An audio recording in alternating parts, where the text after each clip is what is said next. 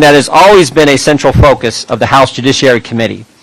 Our witnesses today have felt the effects of crime up close and personal. They've been victimized by a justice system that cares more about political correctness than punishing the criminals who've harmed them and harmed their family.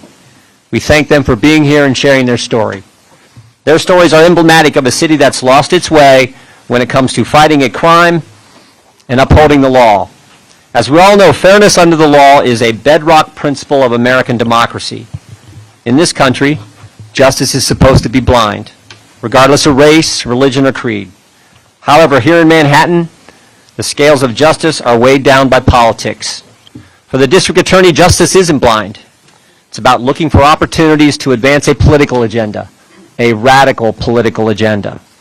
Rather than enforcing the law, the DA is using his office to do the bidding of left-wing campaign funders. He's taken a soft-on-crime approach to the real criminals. One of Mr. Bragg's first actions upon taking office in January of 2022 was to put out a memo that directed his assistant district attorneys not to prosecute certain crimes, including trespassing and resisting arrest. The memo also stated that armed robberies should not be prosecuted as felonies. Instead, they were to be considered as misdemeanor larceny unless someone was shot during the course of the robbery. Thank goodness, after a backlash from police groups and the public, Mr. Bragg agreed to prosecute some robberies as felonies, but left the rest of the memo in place. The president of NYPD Detectives Endowment Association said, quote, "Bragg gives criminals the roadmap to freedom from prosecution and control of our streets. In Bragg's Manhattan, you can resist arrest, deal drugs, obstruct arrest, and even carry a gun to get away with it." And guess what happened under this new policy? More crime. In 2022, Mr. Bragg's first year as district attorney, New York City saw a 23% surge in major crimes. Felony assaults rose 13%, robberies spiked 26%, burglaries in New York City went up 23%, grand larcenies were up 26%, and auto theft increased 32%. Transit crime surged nearly 30%. Imagine that. You leave criminals on the street, you get more crime. Patrick Lynch, the president of the Police Benevolent Association, said, "Police officers don't want to be sent out to enforce laws that the district attorneys won't prosecute. There are already too many people who believe that they can commit crimes, resist arrest, interfere with police officers, and face zero consequences." We should take a minute here to thank our brave men and women in law enforcement. We got a number of them right here in this building. Thank you for what you do.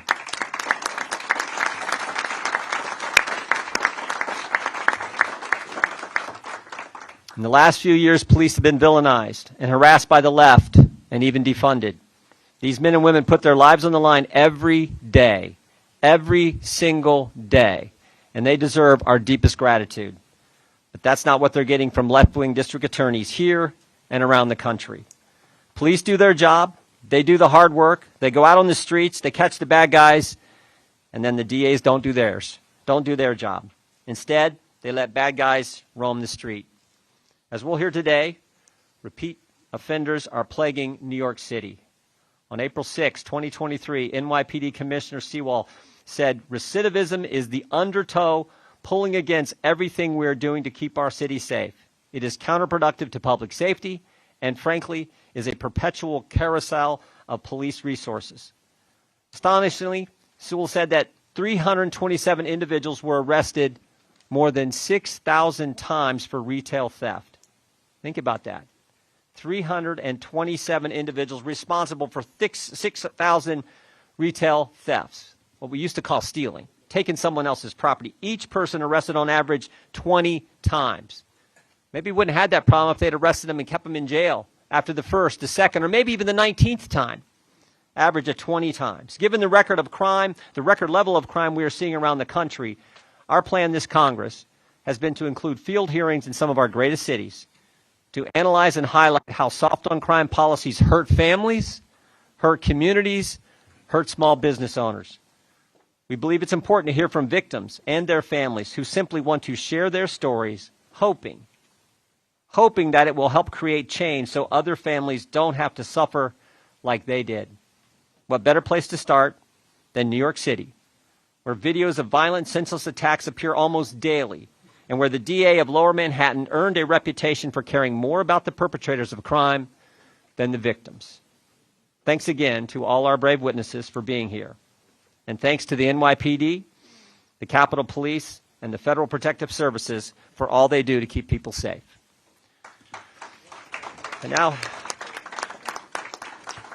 now recognize the ranking member, Mr. Nadler, for an opening statement. Thank you, Mr. Chairman. Let me be very clear. We are here today in Lower Manhattan for one reason and one reason only. The chairman is doing the bidding of Donald Trump.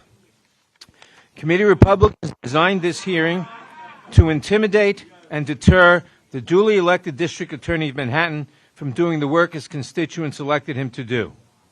They have demanded access to the inner workings of an ongoing criminal case, information to which they know they are not entitled. They have subpoenaed a witness who used to work for the District Attorney, whom they know cannot answer their questions, and they have earned a lawsuit that risks future congressional oversight as a result.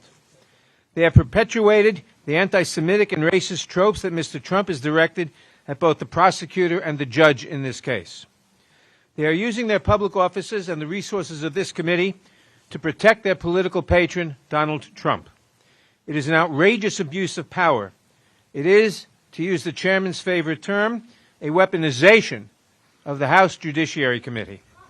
I do not know if Mr. Trump will be found guilty. Gentlemen, suspend. The gallery should refrain from commenting and let the gentleman from New York finish his statement. Gentleman is recognized. I do not know if Mr. Trump will be found guilty by a jury of his peers here in New York, or for that matter in Georgia or in Washington, D.C. on charges that may follow, but I do know that he will have his day in court. Using this committee to undermine that process as it unfolds is cynical, unethical, and given the violence unleashed on the Capitol by the former president, just plain dangerous. Now, we all grieve for the victims of violent crime, here in Manhattan and everywhere. But it is shameful that the Republicans of this committee would use the pretext of violent crime as an excuse to play tourist in New York and bully the district attorney. And it is particularly disgraceful that they would use this pretext after doing nothing to stop the gun violence that terrorizes our nation. According to the Gun Violence Archive, there have been at least 146 mass shootings this year alone. That means there have been more mass shootings than days so far this year. 3 people were shot dead and 5 others injured at Michigan State University. 3 children and 3 teachers were shot and killed at a private school in Nashville, Tennessee. 5 people are dead and 8 others, including 2 police officers, are injured after a mass shooting at a bank in Louisville, Kentucky. These tragedies have taken place in nearly every corner of our nation, although I note in the study by Everytown that in states where elected officials have taken action to pass gun safety laws, dramatically fewer people die by gun violence. And although there has not, thank God, been a recent mass shooting here in Manhattan, we must do more to stem the iron pipeline, the illicit flow of illegal firearms from states that do less to protect their citizens to New York and elsewhere.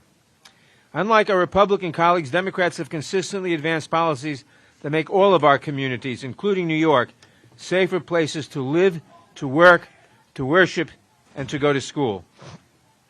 Last Congress, over the objection of every Republican here today, we passed the first gun violence prevention package in decades. We can and must do more.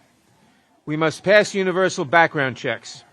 We must implement red flag laws to keep guns away from those who are a danger to themselves and others. And we must reinstate the assault weapons ban.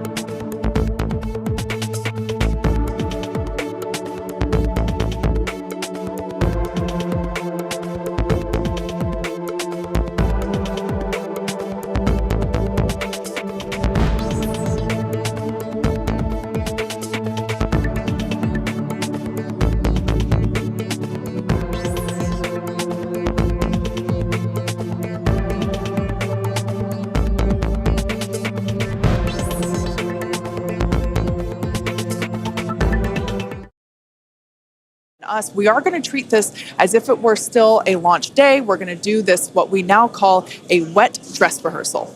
Yeah, and we've mentioned the term a couple of times here. We call it a wet dress rehearsal because we